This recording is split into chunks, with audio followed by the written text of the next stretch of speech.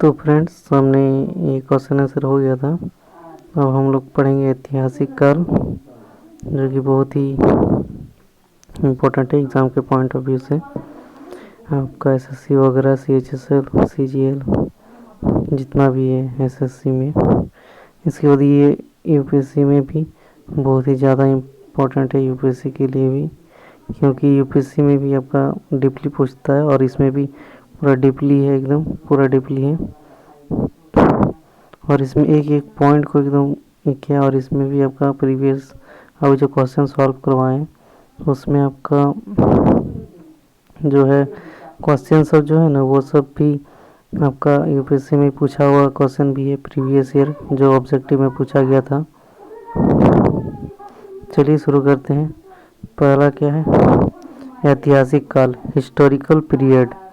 तो इसके बारे में लिखित स्रोत उपलब्ध है, इस इतिहास के बारे में, इसके बारे में लिखित स्रोत उपलब्ध है और इसे पढ़ा भी जा सकता है। और इसके अंतर्गत वैदिक काल से लेकर अभी तक का समय आता है। वैदिक काल से लेकर अभी तक का समय आता है इतिहास में। तो इतिहास को कैसे बांटें ये भी देखिए। इतिहास है पुरातात्विक स्रोत, विदेशी यात्रा और साहित्य।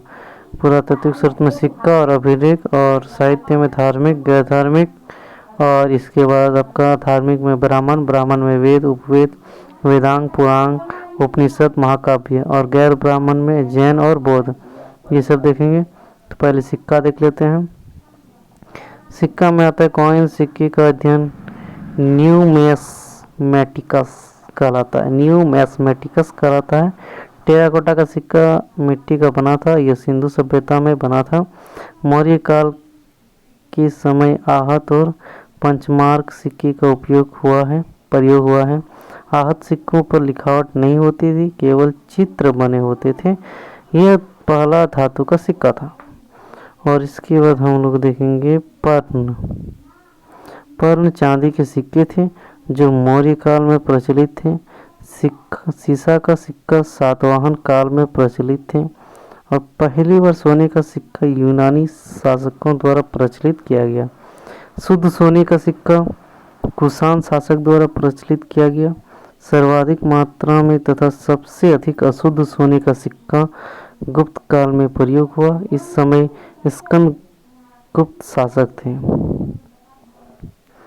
फिर देखिए चांदी का सिक्का गुप्त काल में चंद्रगुप्त द्वितीय विक्रमादित्य के समय प्रचलित हुआ। मयूर शैली का सिक्का गुप्त काल में समुद्रगुप्त के समय प्रयोग में लाया गया। इस सिक्के का प्रचलन गुप्त काल में सर्वाधिक था। कौड़ी का भी प्रयोग गुप्त काल में ही हुआ था। और चमड़े का सिक्का हुमायूं के शासनकाल में शिहाबुद्दीन ने प्रारंभ किया। इसके बाद आपका है रुपये का प्रारंभ शेरशाह सूरी ने किया, और दाम का प्रारंभ शेरशाह सूरी नहीं किया। सोने की असरफी का प्रारंभ भी शेरशाह सूरी नहीं किया था। इसके बाद क्या अभिलेख, जो कि बहुत ही इम्पोर्टेंट है। तो अभिलेख को क्या बोलते हैं? एपिग्राफ या इंस्क्रिप्शन इंग्लिश में। पत्थरों को खोद कर लिखना अभिलेख कहलाता है। छोटे पत्थरों पर लिखना शिलालेख कहलाता है। स्तंभ के समान ऊंचे पत्थरों पर लिखना स्तंभ लेख कहलाता है। अभिलेखों का अध्याय एपिग्राफी कहलाता है। और प्रमुख अभिलेख देखेंगे कि प्रमुख अभिलेख विश्व में अभिलेख लिखने का प्रारंभ ईरान के शासक डोरियस ने किया था। पहला अभिलेख बोग जगोई से मिला, जो तुर्की या एशिया माइनर में है। इसके बाद देखते हैं हाथी गुफा। हाथी गुफा अभिलेख उड़ीसा में, इसे कलिंग राजा खारवेल ने लिखा। इसमें कलिंग युद्ध की चर्चा है। युद्ध के समय कलिंग का राजा नंदराज था। गंगवंश। यहोर अभिलेख राजस्थान, पुलकेशिन द्वितीय ने हर्षवर्धन पर विजय की चर्चा की है। जूनागढ़ अभिलेख गुजरात, इसमें रुद्र दामन ने सुदर्शन झील की चर्चा की। उस झील को चंद्रगुप्त मौर्य ने बनवाया था। इसके बाद है प्रयाग अभिलेख इलाहाबाद में। इसमें समुद्रगुप्त ने अपने विजय अभियान की चर्चा की है। स्तंभ अभिलेख पिलर एडिक्स, ये स्तंभ के समान ऊंचे होते हैं। हेलियोडोटस गरुड़ ध्वज अभिलेख एमपी में।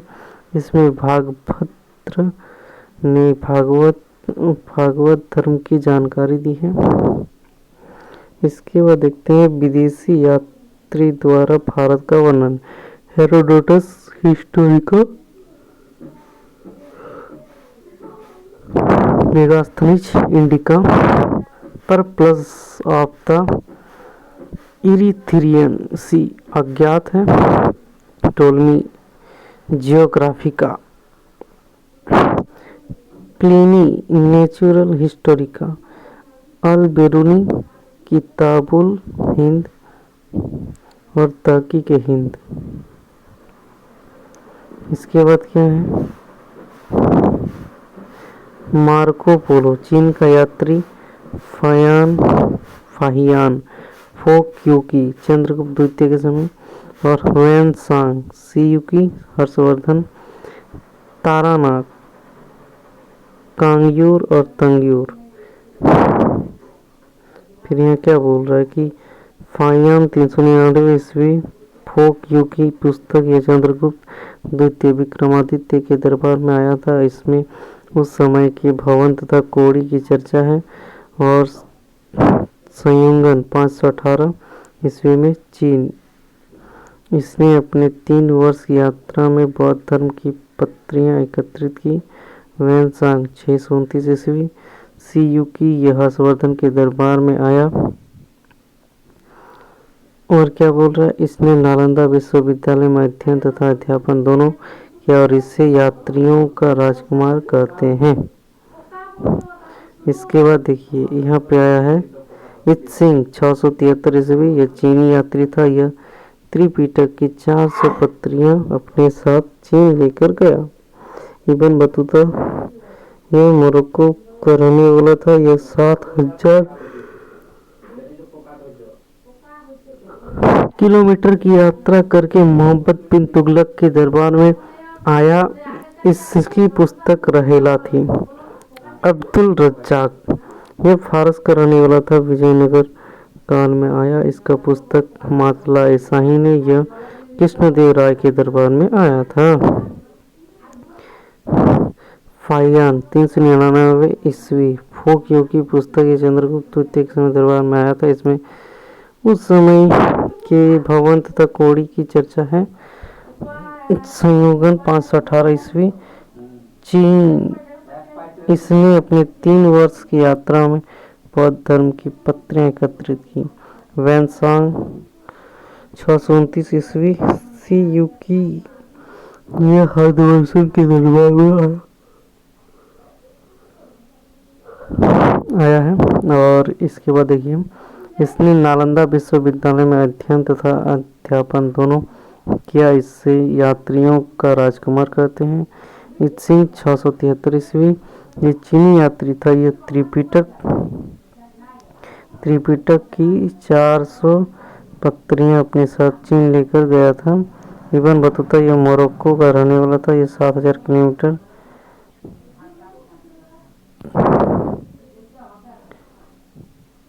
की यात्रा करके मोहम्मद बिन तुगलक के दरबार में आया था।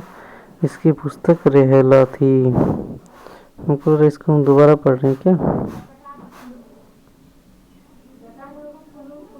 नहीं सही है थोड़ा सा है। और अब्दुल रज्जाक ये फारस का साहित्यिक ये फारस का रहने वाला था।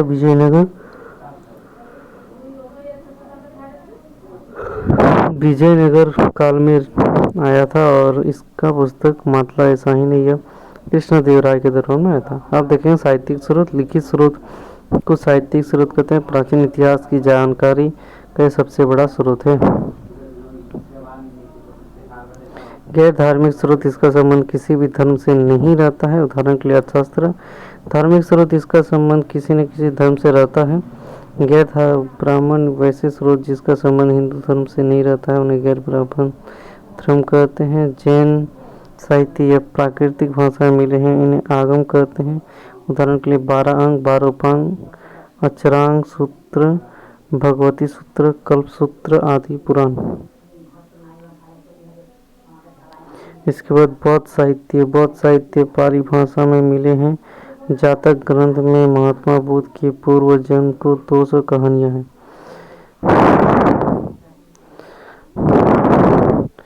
ललित विस्तार में महात्मा बुद्ध की पूरी जीवनी है। अंगुत्तर निकाय में 16 महाजनपद की चर्चा है। बौद्ध धर्म की सबसे पवित्र पुस्तक त्रिपिटक है जो 3 पुस्तकों का समूह है।